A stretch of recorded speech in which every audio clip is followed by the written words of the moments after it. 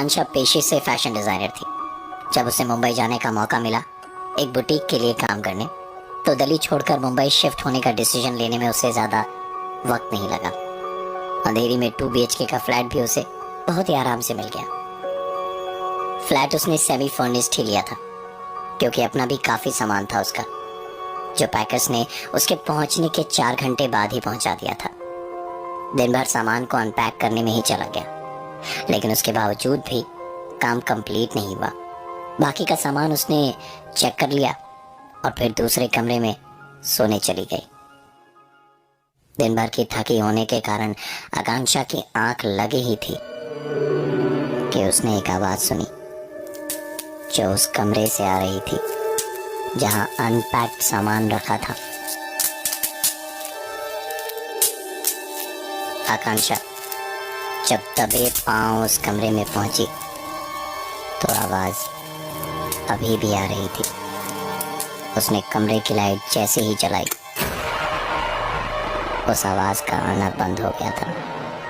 आकांक्षा को लगा कि जो कुछ भी हुआ वो उसका वहम मात्र था, इसलिए उसने कमरे की लाइट दोबारा बंद कर दी। लाइट ऑफ करने के साथ ही वो आवाज वापस उसके कानों में आई। आकांक्षा को यकीन हो गया था कि ये उसका वहम नहीं हो सकता। उसने लाइट दोबारा जलाई और कमरे में चारों तरफ अपनी नजर दौड़ाई, और उसके बाद न जाने उसको क्या सूझी कि सारे बबल रैप्स निकालकर उसने कमरे के बाहर डस्टबिन में फेंके। कमरे की लाइट ऑफ करने जब वो वापस गई तो उसने जमीन पर 2 परछाइयां देखी, जिनमें से एक परछाई चलते हुए बाहर चली गई। आकांक्षा का गला डर से सूख गया था। वो भागते हुए अपने कमरे में गई और तभी माँ का फोन आया। नेटवर्क में शायद कोई प्रॉब्लम होगी, इसलिए 3-4 बार कॉल ड्रॉप हुआ और तब जाकर उसकी माँ से बात हो पाई। आकांक्षा ने रोते रोते अपने साथ हुई सारी बात अपनी माँ को बताई, जिसे सुनकर माँ ने कहा, बेटा इसमें इतना घबराने की कोई बात नहीं है। तो बस सुबह उठकर घर के हर एक कोने में कच्चे दूध के छींटे दे देना, और हो सके तो हर दिन ये करना। काफी देर अपनी माँ से बात करने के बाद आकांक्षा को भी मन ही मन शांति मिली और आंखों में हल्की हल्की नींद खुलने लगी थी। तो उसने फोन रखा और सोने चली गई। घड़ी में अभी ज्यादा नहीं, बस 11 ही बजे थे। पूरे घर के सन्नाटे को सिर्फ एक ही चीज तोड़ रही थी, और वो थी घड़ी की आवाज कि ठीक तभी घर की डोरबेल बजी। आकांक्षा डरी हुई तो थी ही, पर क्या पता कौन हो दरवाजे पर। यही सोचकर वो दरवाजे तक गई। सिक्योरिटी सिस्टम इंस्टॉल था, इसलिए अंदर मॉनिटर पे देखा तो लगा जैसे बाहर कोई औरत खड़ी है। बाहर अंधेरा था, इसलिए कुछ साफ दिखाई नहीं दे रहा था। बाहर कौन है ये देखने के लिए आकांक्षा ने दरवाजे के बाहर की लाइट जलाई तो अब मॉनिटर पर बाहर कोई दिखाई नहीं दे रहा था। आकांक्षा ने जैसे ही बाहर की लाइट स्विच ऑफ की, उसे मॉनिटर पर फिर से बाहर खड़ी कोई औरत दिखाई दी, और साथ ही कानों में डोरबेल की आवाज। आकांक्षा को जैसे 440 वोल्ट का झटका लगा हो। वो वहां से हिल ही नहीं पा रही थी और पागलों की तरह उस मॉनिटर को देखी जा रही थी। अब डोरबेल की आवाज और किसी के दरवाजे को थपथपाने की आवाज आकांक्षा एक साथ सुन पा रही थी, पर पूरी कोशिश के बावजूद भी वो वहां से हिल नहीं पा रही थी। आकांक्षा का ध्यान तब टूटा जब उसके पॉकेट में रखा फोन बजा। फोन आकांक्षा की माँ का था। आकांक्षा ने जैसे ही फोन उठाया डोरबेल की आवाज और दरवाजे को थपथपाने की आवाज जैसे एक साथ बंद हुई।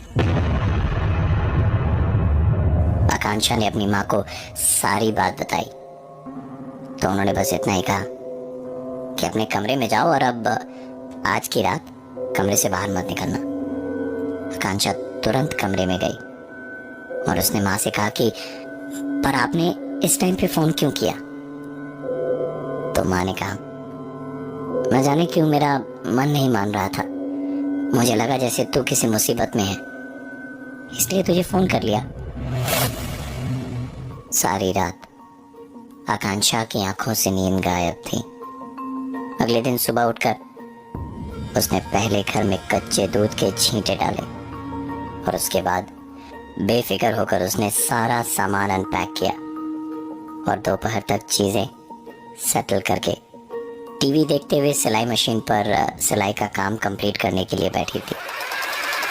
टीवी पर आकांक्षा का फेवरेट शो आ रहा था जिसे देखने में आकांक्षा इस कदर खो गई थी कि टीवी देखते देखते कब उसकी उंगली सिलाई मशीन में आ गई पता ही नहीं चला।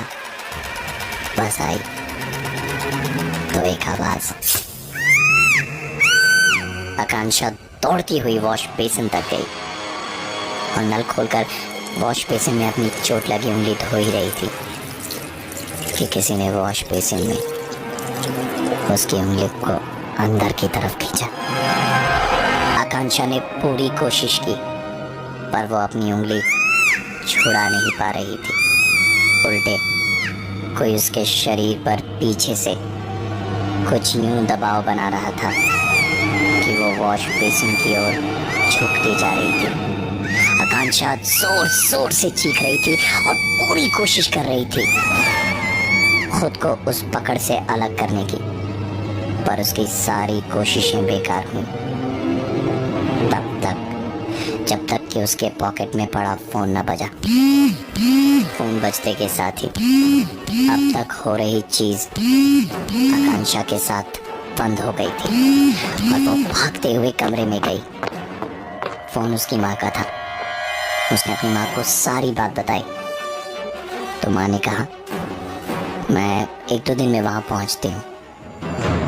आकांक्षा ने अपनी कटी हुई उंगली की मरहम पट्टी करी और उसने ये भी रियलाइज करा कि जिस कमरे में वो सोती है उस कमरे में उसके साथ अब तक कोई भी अजीब घटना नहीं घटी है। बस इस एक बात का सुकून था उसे। और दोपहर को वो सोने चली गई। पूरी दोपहर नींद लेते वक्त उसने अपने कानों में एक आवाज सुनी। जब शाम को उसकी नींद खुली तो अपने एक हाथ में कैंची देखकर वो पूरी तरह से चौंक गई थी। उसने पलंग के बगल में लाइट के स्विच को ऑन किया तो पैरों तले जमीन खिसकने लगी। पूरे कमरे में बाल ही बाल बिखरे पड़े थे। आईने में जाकर उसने जब देखा तो उसके लंबे लंबे बाल जगह जगह से कटे हुए थे। वो पागलों की तरह चीख रही थी, रो रही थी। तभी उसकी माँ का फोन आया। पूरी बात सुनकर माँ ने कहा कि आकांक्षा, ऐसा कुछ नहीं हुआ है, तुम जरूर कोई बुरा सपना देख रही होगी। मेरी मानो तो तुम्हें आराम की सख्त जरूरत है क्योंकि ये सब तुम्हारी सोच में है। जाकर आईने में खुद को देखो, तुम्हारे साथ ऐसा कुछ नहीं हुआ है जो तुम सोच रही हो। आकांक्षा ने गुस्से में ही फोन डिस्कनेक्ट किया क्योंकि उसकी माँ ही उसकी बातों पर भरोसा नहीं कर रही थी। रोते रोते उसकी आंखें लाल हो चुकी थी। न जाने उसे क्या सूझी कि वो उठकर आईने के सामने गई। जो उसने देखा वो उसे चौंकाने के लिए काफी था।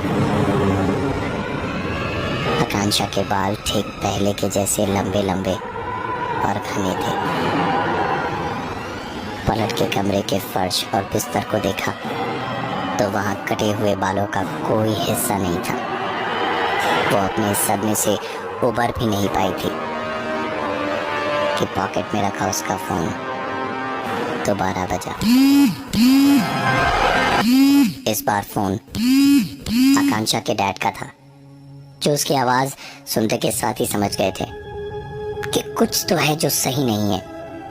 उनके पूछने पर आकांक्षा ने सारी बातें बताई और बताया कि कैसे मॉम नहीं होती तो वो इन्हीं मुसीबतों में अटकी रह जाती। आकांक्षा के डैड ने गुस्से से कहा, आकांक्षा, आकांक्षा, कितनी बार तुमको समझाऊंगा? 10 साल हो गए तुम्हारी माँ को गुजरे हुए। तुम क्यों नहीं इस चीज को मान लेती कि तुम्हारी माँ मर चुकी है? ये अच्छा है कि तुम्हारी माँ हमेशा तुम्हारे साथ है। हाँ, तुम्हारी माँ है, वो तुम्हारे साथ रहेगी, लेकिन ये दिन ब दिन तुम्हारी बीमारी बनती जा रही है। मैं हर दिन तुम्हें इस तरह पागलों की तरह नहीं समझा सकता कि तुम्हारी माँ मर चुकी है।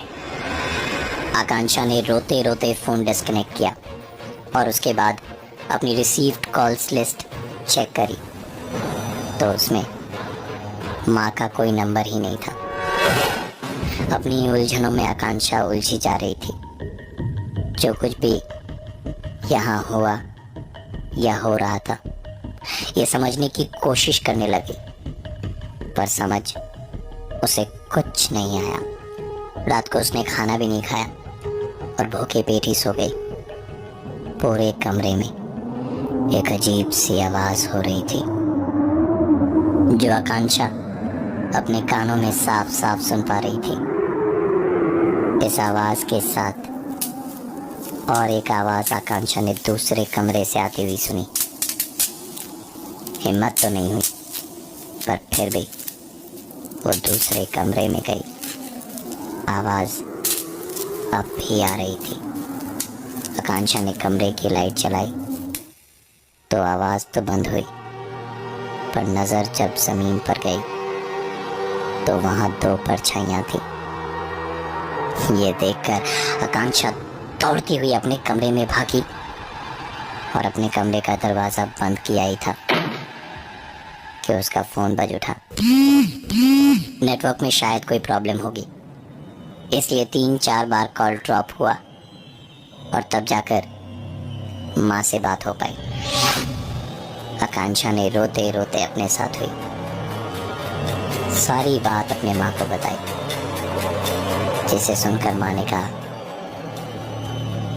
बेटा, इसमें इतना घबराने की कोई बात नहीं है। इंसान का दिमाग वही सच मानता है जिसको वो खुद सच मानना चाहता है। आकांक्षा की ये हालत या तो उसकी बीमारी थी या उसके दिमागी उपज, क्योंकि उसकी माँ की बात उसके अलावा और कोई नहीं सुन पाता है।